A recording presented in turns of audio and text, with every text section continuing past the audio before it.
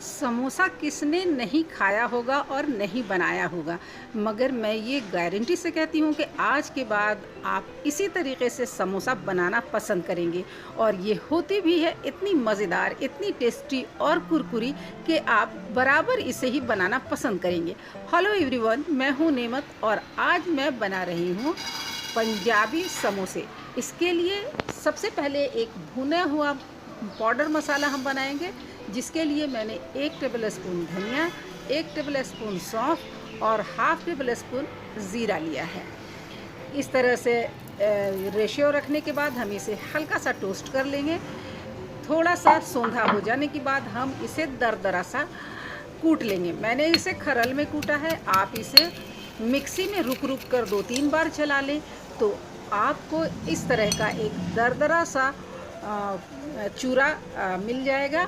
और इसी का 1 से 1.5 टेबल स्पून हम अपने समोसे के कचौरी में इस्तेमाल करेंगे। तो यहाँ पर मैंने 1 कप भर कर मैदा लिया है, उसमें डाला है मैंने हाफ टी स्पून अजवाइन, स्वाद के अनुसार नमक और 1.5 टेबल स्पून देसी घी।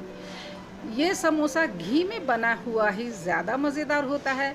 आप चाहें तो इसे तेल में भी बना सकते हैं। तो इस मोयन को अच्छी तरह से मिला लेना है और इसके लिए सबसे बेहतर तरीका है कि इसे हाथों से मिलाया जाए। मैंने इसे गूँथने के लिए ठंडा पानी इस्तेमाल किया है। ठंडा पानी क्यों इस्तेमाल किया है इसकी वजह मैं आगे बताऊंगी। तो इसे थोड़ा सख्त, जी हाँ, थोड़ा सख्त सा गूँथ लेना है और फिर इसे कम से कम 20 से 25 मिनट तक रख देना है ताकि ये अच्छी तरह से फूल जाए। यहाँ पर सख्त आटा गूँथना ज़रूरी है, ये चपाती के आटे से थोड़ा सा सख्त बनेगा। एक मैंने मोटे तले की कढ़ाई लिया है और उसमें मैंने यहाँ पर 1 टेबल स्पून घी डाला है। यहाँ पर मैं आलू की स्टफिंग तैयार करने जा रही हूँ। दोबारा फिर कहूँगी कि आप इसे घी में बनाएं तो ज़्यादा बेहतर है, क्योंकि ये पंजाबी समोसे की रेसिपी है और घी में बना हुआ पंजाबी समोसा ज़्यादा मज़ेदार होता है। यहाँ पर 1 टेबल स्पून भरकर मैंने कटी हुई प्याज, 1 टेबल स्पून भरकर कटी हुई अदरक लिया है और 1 हरी मिर्च लिया है। अगर ज़्यादा तीखा पसंद है तो आप ज़्यादा मिर्च इस्तेमाल कर सकते हैं, लेकिन अदरक को आप लच्छे की शक्ल में ही काटें। यहाँ पर अदरक का पेस्ट इस्तेमाल नहीं करना है। हमें यहाँ पर प्याज को लाल नहीं करना है, बस इसे थोड़ा सा पकाना है। अब यहाँ पर हमें कुछ पाउडर मसाला डालना है ताकि हमारा आलू जो है वो टेस्टी बने। तो यहाँ पर मैंने हाफ टी स्पून मिर्च पाउडर डाला है, 1/4 टीस्पून हल्दी पाउडर डाला है और हाफ टी स्पून ही हमने धनिया पाउडर डाला है। साथ में 2 चुटकी हमने हींग डाला है। हींग इसका एक की इंग्रेडिएंट है और आप इसे ज़रूर डालें। अब यहाँ पर मैंने 300 ग्राम आलू लेकर इसे पहले से उबाल लिया था और फिर इसे छीलकर मैंने इसके चंकी पीस कर लिए हैं, मोटे मोटे टुकड़े में तोड़ लिया है। और अब यहाँ पर हम आलूओं को पकाएंगे। आपने देखा होगा कि कई लोग धड़ाधड़ यहाँ पर पानी इस्तेमाल करते हैं आलूओं को पकाने के लिए, लेकिन वैसा बिल्कुल नहीं करना है। ये मेरी टिप्स है, आप मेरी तरह से आलू पका कर देखें कि ये कितना मज़ेदार, कितना टेस्टी बनता है। मैंने यहाँ पर थिक बॉटम स्किलेट का इस्तेमाल किया है और इसे कम से कम 10 से 12 मिनट तक दम पर पकाना है। यहाँ पर मैंने नमक का इस्तेमाल किया है, अभी तक मैंने इसमें नमक नहीं डाला था। तो इसे आप हल्के से ढक दें और ढककर कम से कम 8 से 10 मिनट तक इसे धीमी आंच पर पकने दें। आप देख सकते हैं आलू बहुत अच्छी तरह से पक गया है और हो सकता है इसके तले में ब्राउन रंग का क्रस्ट आ जाए, और अगर ऐसा हो जाता है तो ये आलू बहुत ही टेस्टी बनेगा। अब जो हमने पाउडर मसाला तैयार किया था उसका 1.5 टेबल स्पून मैंने यहाँ पर इस्तेमाल किया है। आप चाहें तो अपनी पसंद के हिसाब से इससे ज़्यादा भी डाल सकते हैं। हाफ टी स्पून हमने अमचूर पाउडर डाला था और 1/4 टीस्पून हमने काली मिर्च का पाउडर डाला है। साथ में आधी नींबू भी निचोड़ लिया है। यहाँ पर हमें ढेर सारी धनिया की पत्ती भी इस्तेमाल करना है तो आप उसे भी धोकर काट कर रेडी कर लें। और अब आप देख सकते हैं कि ये आलू कितना बेहतरीन पका है, नीचे से ये बिल्कुल सौंधा हो चुका है। और जब इस आलू का इस्तेमाल आप अपने समोसे में करेंगे तब आपको पता चलेगा कि इस तरह से घी में पकाया हुआ, धीमी आंच पे पकाया हुआ आलू कितना टेस्टी बनता है। तो ढेर सारी यहाँ पर धनिया की पत्ती डाल लें। हमारे पास अभी कम था तो हमने कम ही इस्तेमाल किया है। देखिए, आप देख सकते हैं कि स्केलेट के तले में कितना सारा आलू चिपक गया है और यही इसका टेस्ट है।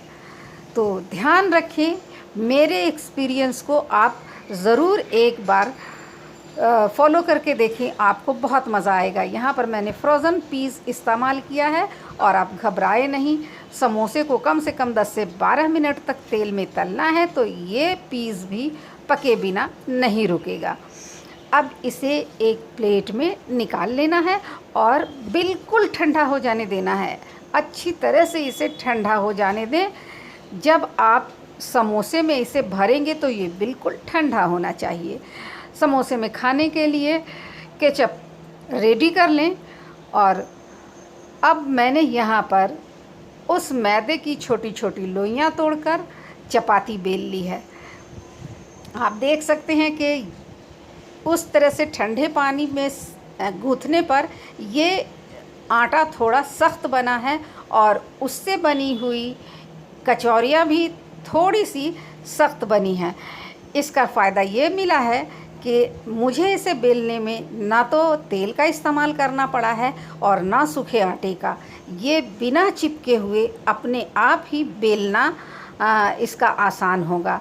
अब यहाँ पर मैंने पानी लगाया है और इस आधे चांद को मैंने एक कोन की शक्ल में बना लिया है। आप देख सकते हैं, बिल्कुल इसी तरह से इसे बना लेना है।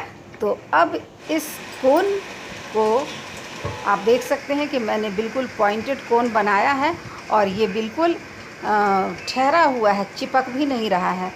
तो इसमें अब आप भर कर समोसे का आलू इस्तेमाल करें। और यहाँ पर एक दूसरी टिप ये है कि आप कभी भी समोसा बाइट साइज़ ना बनाएं, क्योंकि उसमें आलूओं को हम बहुत कम डालते हैं, जिसकी वजह से समोसे का टेस्ट आता ही नहीं है। और पंजाबी समोसा तो थोड़ा बड़ा ही बना हुआ ज़्यादा मज़ेदार होता है। अब इसको फ़ोल्ड करने का भी 2 तरीक़ा है। जो शुरुआती लोग समोसा बनाते हैं, पहली बार जिन्हें फ़ोल्ड करना होता है, तो वो इसके चारों तरफ पानी लगाकर इसके मुंह को बिल्कुल इस तरह से चिपका लेते हैं जैसे हम अपने होंठों को चिपका कर रखते हैं। देखिए, ये मुंह जोड़ना हुआ बिल्कुल इस तरह से। ये समोसा भी आपको उतना ही टेस्टी लगेगा जितना कि प्रोफेशनल ढंग से बनाया हुआ मोड़ा हुआ समोसा लगता है। अब आप समोसे को बिल्कुल खड़ा करके रख लें इस तरह से। समोसे की यही ब्यूटी है कि इसे खड़ा हो जाना चाहिए, वरना ये कचौरी के अंदर भी अगर आप भरेंगे तो इसका टेस्ट इतना ही अच्छा लगेगा। एक और समोसे को आप देखें।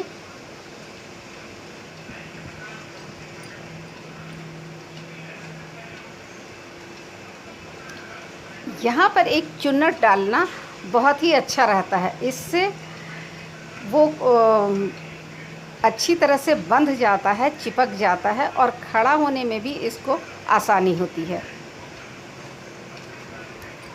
देखिए, अगर आप ज़्यादा गीला आटा बनाएंगे तो आपको इतनी आसानी से समोसा बनाना आसान नहीं होगा। तो हमेशा समोसे के आटे को थोड़ा सख्त ही गूँधें। अब ये देखिए, प्रोफेशनल तरीक़ा है।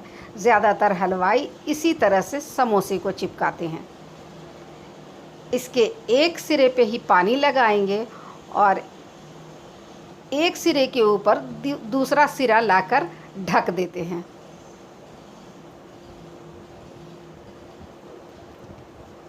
देखिए, और यहाँ पर गांठें नहीं पड़ती हैं, बहुत अच्छे से ये चिपकता है। आप देख सकते हैं। और इसे खड़ा करना बिल्कुल आसान होता है और यही सही और प्रोफेशनल तरीक़ा है। अगर आपका हाथ सध जाएगा तो आप इस तरह से भी बहुत आसानी से समोसे बना लेंगे। तो उम्मीद है इसे फ़ोल्ड करने का तरीक़ा आपको समझ में आ गया होगा। अब एक तेल को गरम करें और उसमें एक टिकिया डालकर देखें। अब यहाँ पर समोसे को डाल देना है। अब मैंने आपको बताया था कि इसे ठंडे पानी से गूँथना है। उसकी वजह ये थी कि अगर आप ठंडे पानी से समोसे को गूँथेंगे, समोसे के आटे को बनाएंगे, तो आटा ठंडा बनेगा और ये गरम तेल में ज़्यादा देर तक रहने के बाद ही पकेगा।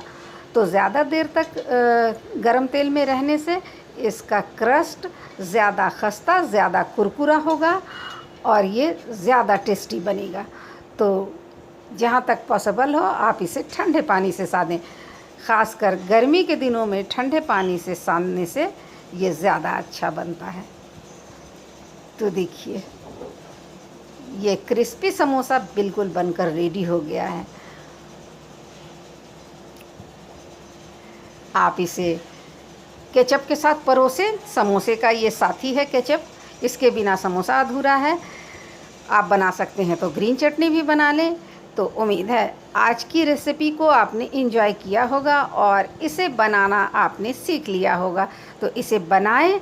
उम्मीद है आपको ये रेसिपी बहुत ही पसंद आएगी। मॉनसून के दिनों में जब बारिश हो रही हो, इसे बनाकर खाएं और इससे बनाकर आप समोसा चाट भी रेडी कर सकते हैं। तो बनाएं, खाएं और खिलाएं। और जिन विज़िटर्स ने पहली बार हमारे चैनल को विज़िट किया है वो हमें सब्सक्राइब ज़रूर कर लें। अपने कमेंट हमारे साथ शेयर करें। उम्मीद है आपने हमारे अनुभव से कुछ फ़ायदा उठाया होगा। आप देख सकते हैं समोसा कितना खस्ता बना है और इन आलूओं को देखें कितना भरा भरा हुआ है। इसे देखकर ही मुंह में पानी आता है। तो दोस्तों अब आप कमेंट लिखकर बताएं कि आप समोसे में किस तरह से आलू बनाकर डालते हैं और ये रेसिपी आपको कैसी लगी। लाइक करें, शेयर करें। इस समोसे की खूबी ये है कि आप इसे बनाकर 4 घंटे भी छोड़ देंगे तो ये सौगी नहीं होगा। तो आपने अपना समय दिया, थैंक यू।